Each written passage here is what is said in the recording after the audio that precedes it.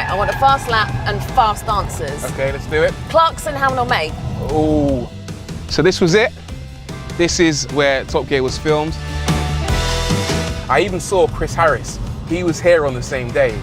I remember looking at him thinking, I feel really bad because that dude ain't gonna get it. No, I'm not gonna comment on that. Oh, I like them the same. Well, whatever.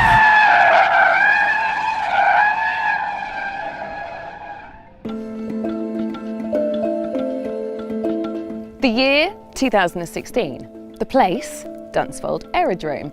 Top Gear are going through their biggest evolution in decades. So out goes Jeremy Clarkson, Richard Hammond and James May, and in comes a whole fresh lineup of talent, including Rory Reid. And today I'm going to speak to the gentleman himself and find out a little bit about what it was like to host the world's biggest motoring show, how he became the host of Auto Trader, and generally just find out a little bit about what makes him tick. And speak of the devil. Hello, Al. What are you doing? Well, we got a bit of work to do. We're doing a drag race in a minute. Oh, okay. Yeah.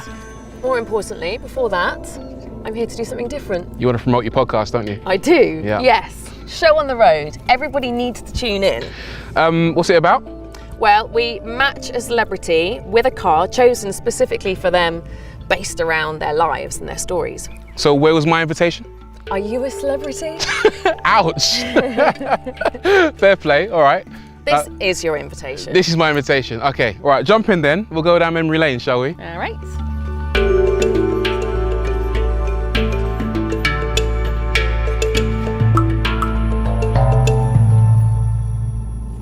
So, how did you end up on Top Gear? Jeremy Clarkson.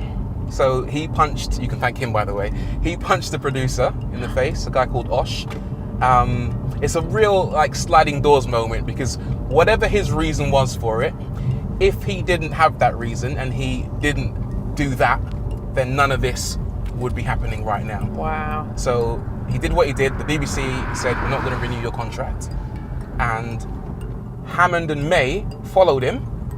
And that meant Top Gear needed some new presenters. So they hired Chris Evans. They paired him up with, or rather he paired himself up with Matt LeBlanc, Joey from Friends.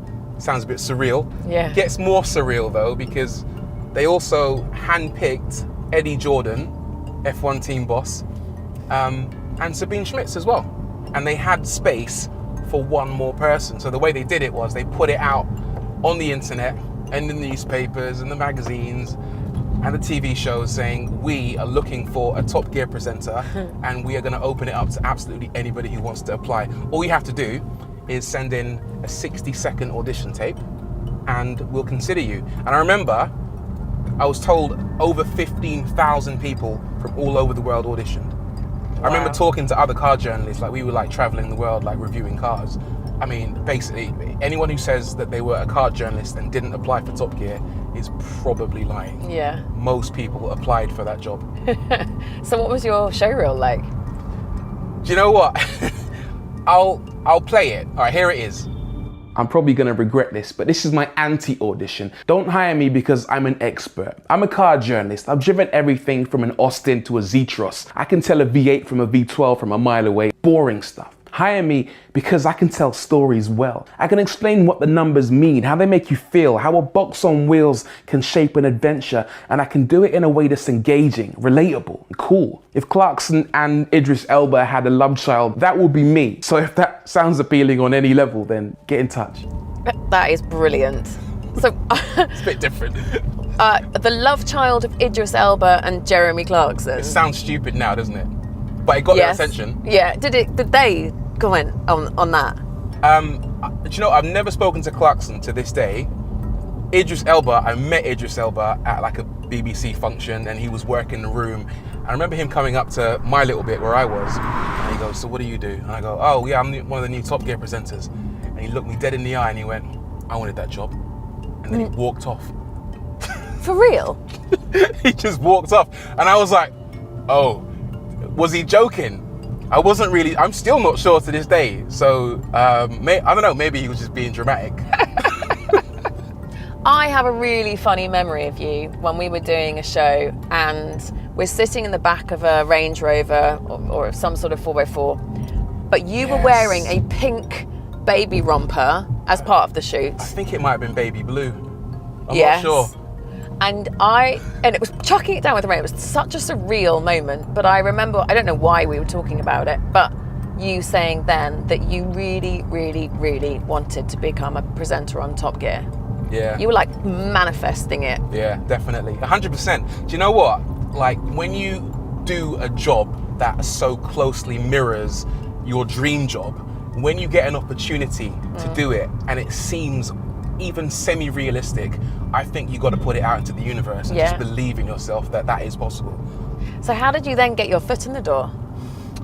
Right, so I sent in my audition tape, but I was like laser focused on this. So I got in touch with like producers at the BBC saying, you know, when you do like a cover letter to support your 60-second tape, I did that, saying how good I was and how much I thought that I thought that I suit the role. And I also got in touch with Sky One. So I'd done a TV show on Sky One before, so I got in touch with their commissioning editors, and the subject line in that, because I saw on Twitter, he had written, I would never hire anyone that punched a fellow employee in the face. So my subject line in my email to him was, I don't punch people in the face, just because I wanted to get his attention, right? And then in the subject, in the body of the email, I was like, listen, Top Gear is like, I don't know if it's coming to an end or what, but maybe Sky want to do a car show. We kind of know each other. I think I'd be great for it. If you're considering doing a car show, then get in touch. And they got in touch, but they weren't doing a car show at the time. What did they say? They said, love the subject line, really got my attention.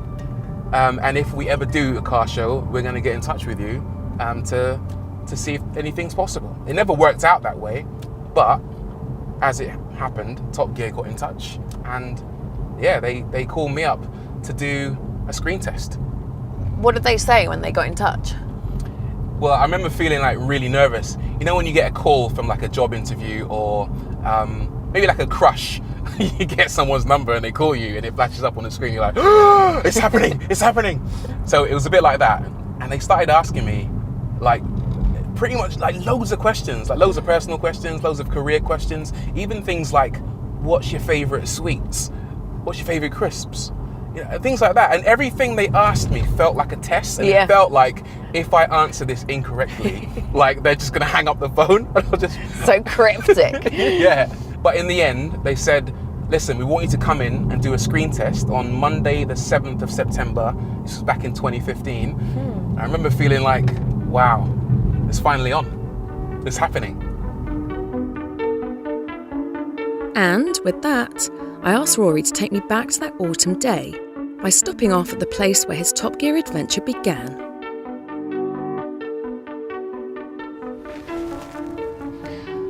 So this was it, home base. This is where Top Gear was filmed. So you got the big hangar over there, that was the studio. And this is where all the cars would arrive that we test on track. And that was the office where all the planning happened. They had the green room for all the talent. You can even see the helmets are still there. So tell me about the screen test. What was that like? Quite nerve-wracking. So I remember like the day leading up to the screen test, I played Eminem Lose Yourself non-stop. And I rocked up. The first thing they wanted me to do was a walk around of a Golf GTI in the studio because they wanted to see what I looked like in that setting. And it was the Top Gear studio. You walked in, the logo's there, the cameras are there, the lights are there, the people are there. And I remember them apologizing because they didn't have an auto cue.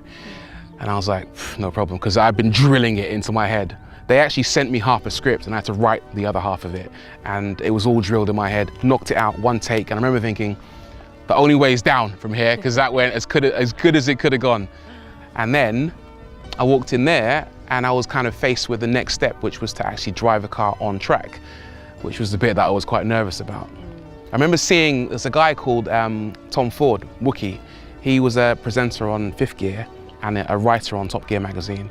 And I went up to him trying to get a bit of intel, you know. I was like, listen, what's the crack? How's everyone doing? Like, what do you need from people? And he was like, everyone's all right, but no one's really like sending it. Everyone's just like taking it a bit easy and a bit safe. And I was like, right, say no more. I know what that means. That means you've got to go out there and absolutely drive the pants off this car. And that made me even more nervous because you don't just deliver your lines, you've got to drive like you see on the TV show as well. It's scary. That's where Matt LeBlanc had his Winnebago. So he had special treatment. He would have his like 5-star stuff. Me and Chris were in the far corner. So I guess you didn't see any of the old presenters then? Nah, they were long gone by then. But tell you what, the first time I walked in there, you could almost feel the presence of these old guys. Walking in there, it felt like walking into someone else's living room and seeing all their stuff and all their dodgy collection of, you know, stuff that you don't want to see. Yeah. The first episode I did, I remember seeing, I think there were about 800 people who came to watch the show, the first episode that I was involved with. And they all, like, I was in that building and I watched them all file in. And I remember my heart just going. It was crazy. But yeah, super nerve-wracking. But once you're doing it, you know? Sink or swim. Wow. And what about the first time that you were given a car and had to drive through these gates knowing that you were about to come out and do your first Top Gear, like official Top Gear lap?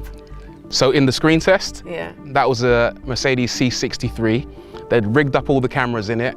I walked through these gates and they were like, jump in, you got 15 minutes, show us what you got. All right, come on then, Rory, show me what you got. Pressure's on now. So they wanted you to drift? Yeah. And could you? I know you can now. But I'm pretty sure you couldn't back then. I genuinely, because I was a motoring journalist, I could drive. So I'd had lots of tuition on tracks with instructors at high speed, and I could control the car. But the way that you are expected to drive in those situations isn't to just jump in to someone's Porsche or Aston Martin and slide it about, because it's not set up for that, those events, you know? They're there for you to understand the car and get the most from them, and for you to go, right, I'm just gonna switch off the traction control and send it into a corner. No one's gonna do that for you. So the only drifting experience I had was when I borrowed a Ferrari and I took it to a little crusty test track. I think it was at the Haynes Museum. And me and my cameraman were filming something, and I just started like playing about with it, and I was doing some sliding, doing some spinning, and generally just destroying the tires. So no is the short answer. Yeah. But when you've got all these people, cameramen all around the track, and you've got all the producers watching you on binoculars or whatever, it's sink or swim. That is serious pressure. It really is. And I bet there were loads of them as well, right? Yeah, I mean, every corner, every single corner, and it's not just about concentrating on them, it's concentrating on saying the words. So what I did was, I thought, let me take the first couple of laps, because I've never driven the track before. Let me take the first couple of laps, medium speed, get my words out, and then once I've got the words out, I'm gonna just go for it. So, deliver the lines, one take, and at the end of it, I remember thinking, wow, okay, you nailed that. Now concentrate on the driving. And I just literally threw it into Chicago, threw it into Hammerhead, and somehow the car was sticking and doing what it was supposed to. And I remember watching the footage back, and it was really cool. It was really cool. Did you know, or did you think you'd done enough? So at the end of it, the thing that I felt was pride more than anything. I was proud of myself that I'd made it onto the Top Gear test track, which is a place that not many people get to drive, first of all, and that I did a good job. I aced my lines, or so I thought. I aced the driving, which was the major thing that I was kind of worried about, and I left here like beaming from ear to ear, because I was thinking to myself, I got this. I really got this. I even saw Chris Harris. He was here on the same day. I remember looking at him thinking, I feel really bad because that dude ain't gonna get it. Oh my God. It sounds cocky, but you know when you feel like, when you do a test, and at the end of the test, sometimes you can feel like, I didn't do good there. But sometimes you walk out the room thinking, nah, fair play. I knew what I was doing. That's how I felt. But it turned out Rory didn't get the job. Weeks later, he received a message from the production team saying he hadn't been chosen. But not being one to give up, he took matters into his own hands. So you're back again, huh? I told you never leave me. I wanted you for myself. I was cold and I was greedy, emotional, needy. I seen you drive past a couple times, I suppose you never seen me. I wouldn't dare dismiss you, I care and miss you. Ain't nobody else comparing with you. I ain't moved since you left me, I've been here in situ. So much in common, we even share initials. But we had our fling. I remember when you came forth in wraith form, God, the time just goes. This time it's ghost. I wax lyrical about you every time I spoke, so this time it's prose, rhymes and flows to convey my feelings about a ride this dope. Well, I've never seen a review like that. What made you do it like that? Bit different, isn't it? Yeah. Do you know what? It was a bit of a rescue mission, I think, because you get so far and you get turned down. I felt like I had to do something to turn it back around. I actually had a friend, shout out to Paul, good friend of mine. He texted me and said, "Have you got that job yet?" And I was like, "Nah, mate, they turned me down." They said no. And he just, as calm as you like, said, "Change their minds." And I was like, is this guy off his trolley? Like, is he nuts? They've said no to me. And he was just like, no, change their minds. So I was like, okay, what can I do to change their minds? So I actually emailed them and said, you know, what was the issue? Then they went, "You're all great. We just don't think it's for everyone." So to me, that meant I had to do something to stand out a bit. So I called up Rolls-Royce. I said, "Give me any car you got. Like, I need it really, really quickly." And I wrote this like spoken word poetry thing, shot it with two of my mates, edited it myself. So then I emailed the lady at the BBC who had actually turned me down, and I said, "I made this video. I think it'd be really cool if you check it out. And if our paths cross again in the future, you know, great, so be it." That was at 8 p.m. By 6 a.m., she'd watched the video and emailed me saying, "I'm gonna put this in front of people."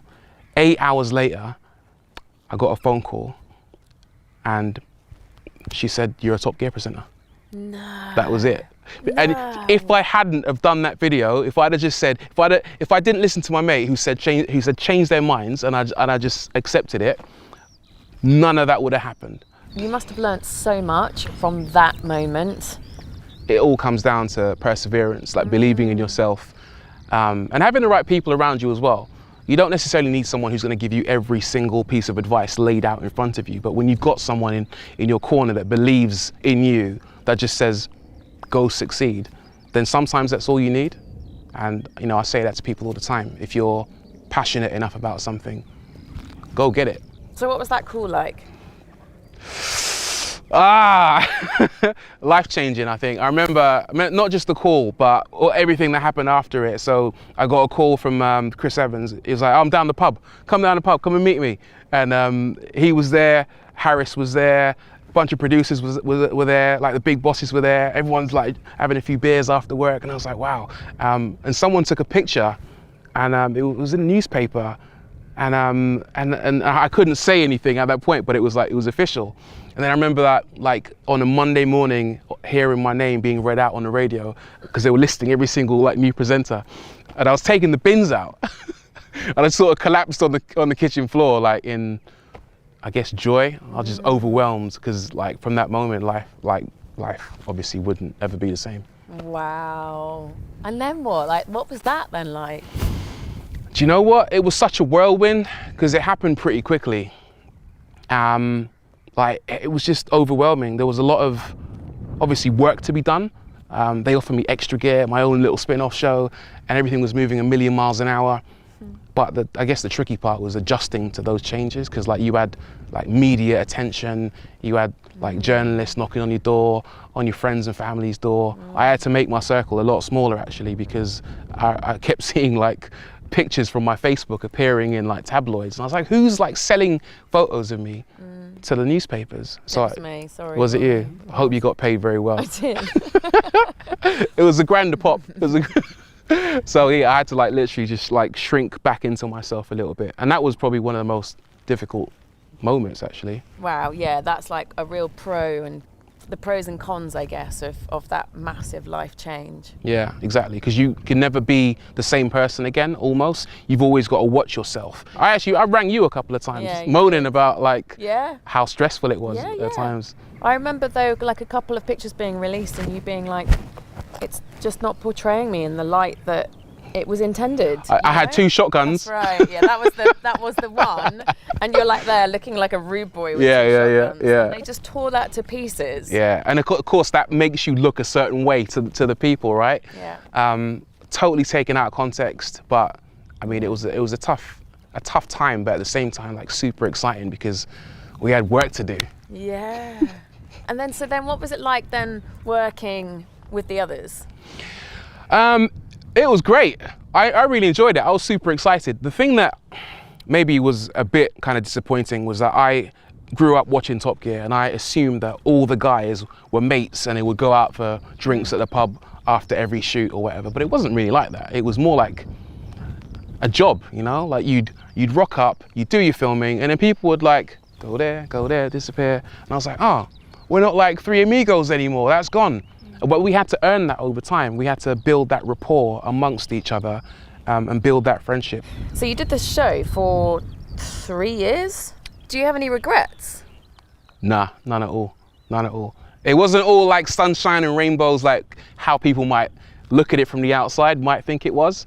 It was work, it was a job, but it was a job that I loved and a job I'm still doing having left the show. So I enjoyed every moment of it, even the bits that maybe weren't, you know, the nicest bits.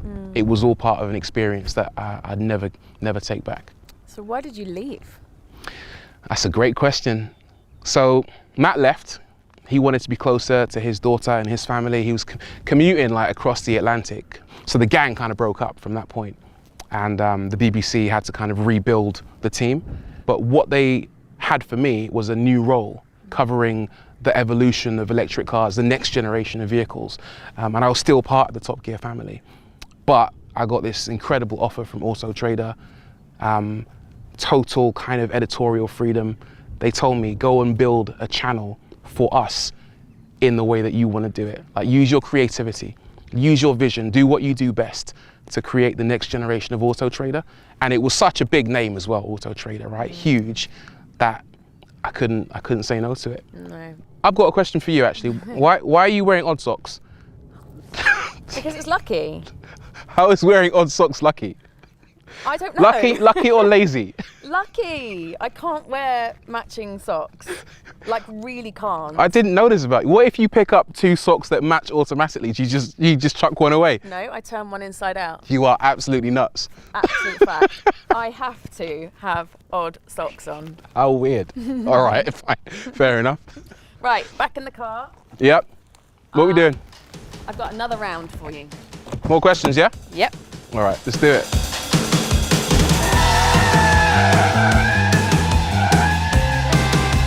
Right, I want a fast lap and fast answers. Okay, let's do it. Ready? Yep. Okay. Clarkson, Hamilton or May?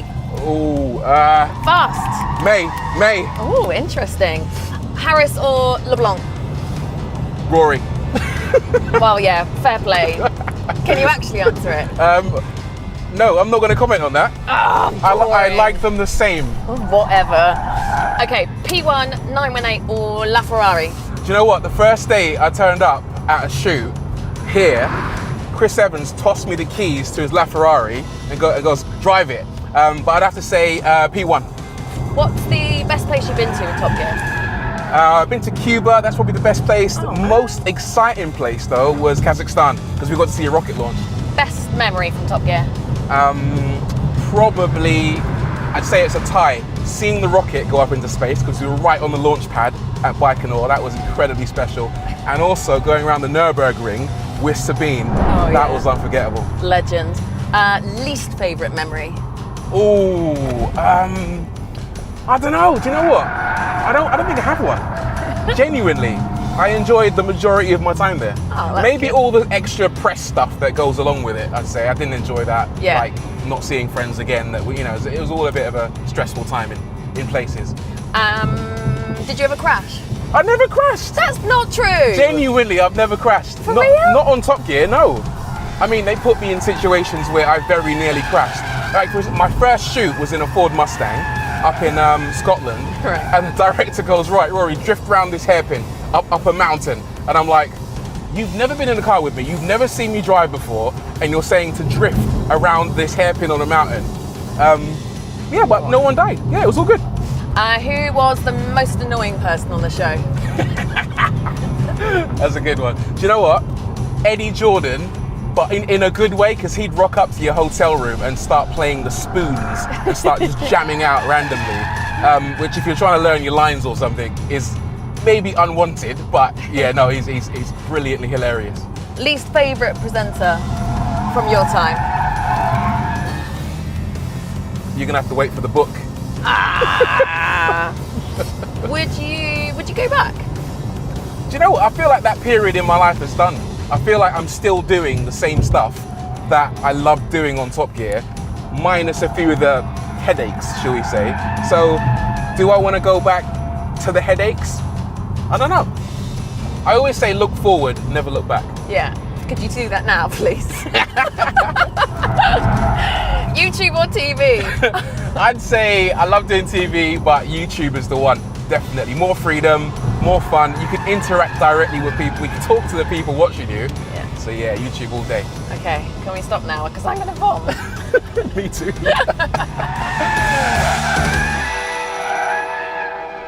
Okay, why don't I ask you a couple of questions then? Oh, okay. So, tell me about your podcast. What's it called? It's called Show on the Road. Yep. And when's it go out?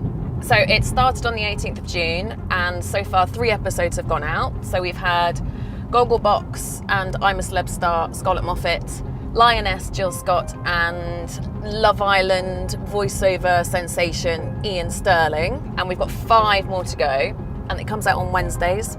It's available on Spotify, Apple Podcasts, and Google Podcasts.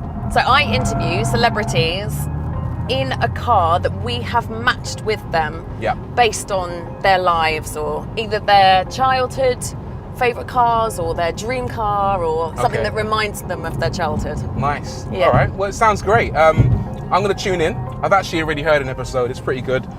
If you guys want to check out Show on the Road, make sure you download it in all the places you find your podcasts. Should we go faster? Yes.